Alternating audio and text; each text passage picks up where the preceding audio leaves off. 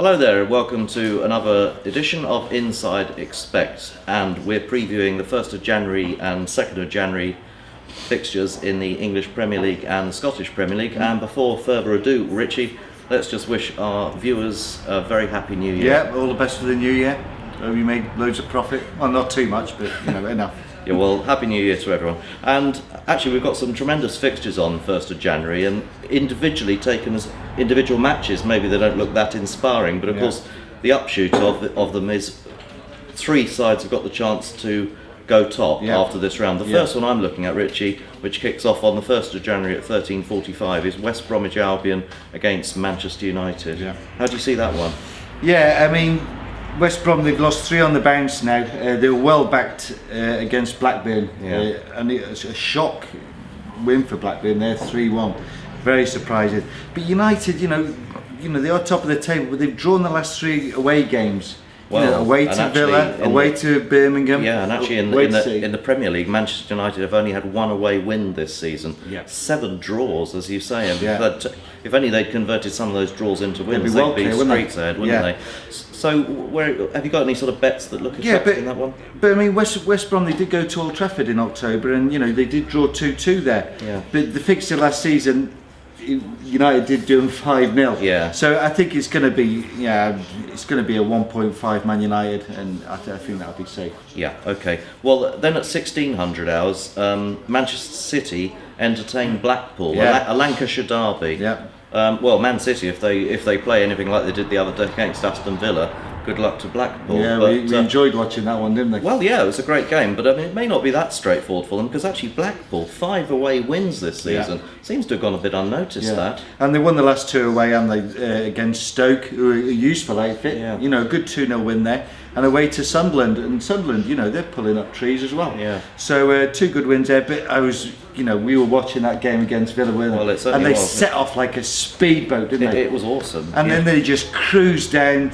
sauntered onto the beach, slipped off the wetsuit, drew himself a martini, and he just coasted the second half, and Villa had nothing, and that was without Tevez. Yeah, exactly. So I mean, if they play to that sort of potential, they're going to absolutely annihilate Blackpool, but it may not be quite that straightforward. Yeah, I mean, complacency might be Man City's biggest problem. Yeah, but they're up there now, aren't they? So they'll keep the hunger, and again, I'm just going to shoot for the 1.3. Okay. Nothing there. Yeah, I think the next one's harder though, mate. And then 2.5 hours after that game kicks off, we've got Birmingham against Arsenal. Yes. Depends which Arsenal side turn up, really, doesn't it? Well, he rested a few players against Wigan. Yes. And, it did cost them. I mean, they looked to be coasting, didn't they? 1-0 down, it was a dodgy penalty. Yeah. And then they've come back well, leading 2-1. Wigan down to 10 men. And, they didn't pick up the marker, and, it was an own goal in Birmingham have only been defeated once at home in the Premier League this season. Yes, they are tough to crack down at St. Andrews. I mean, they've drawn at home to Man United and Spurs. Yeah. They beat Chelsea. Yeah. And they've gone away to Man City and drawn. And yet they're 17th.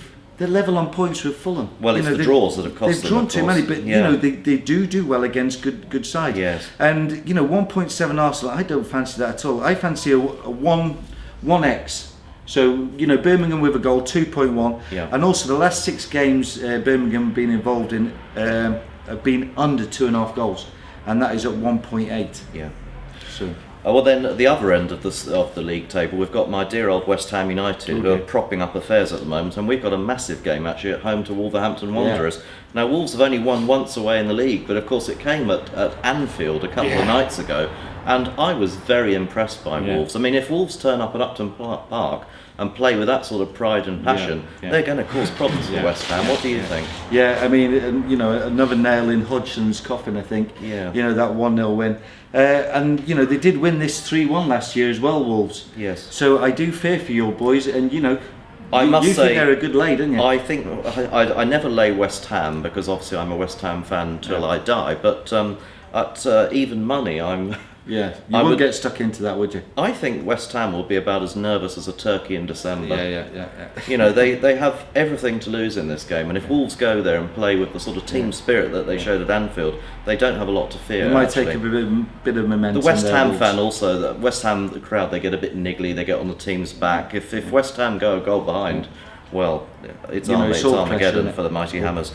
And then the following day, Richie, let's quickly mention the the Scottish Premier League. Yeah. At 13:45 hours, there's a tremendous game, top of the table clash, of course.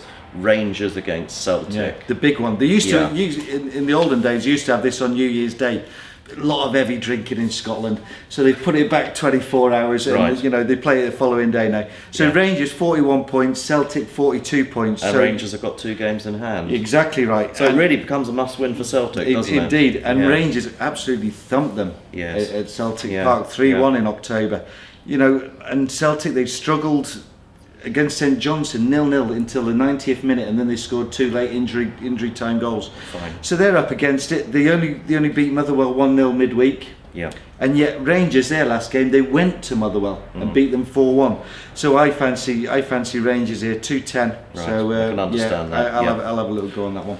Okay, well that's a brief summary of all the weekend's top action in England and Scotland. We hope you have a great new year. Don't overindulge any more than Richie and I will. Of course, we'll be totally sober. And have a great 2011. Thank you very much for watching, and we'll see you again soon. Cheers. Bye.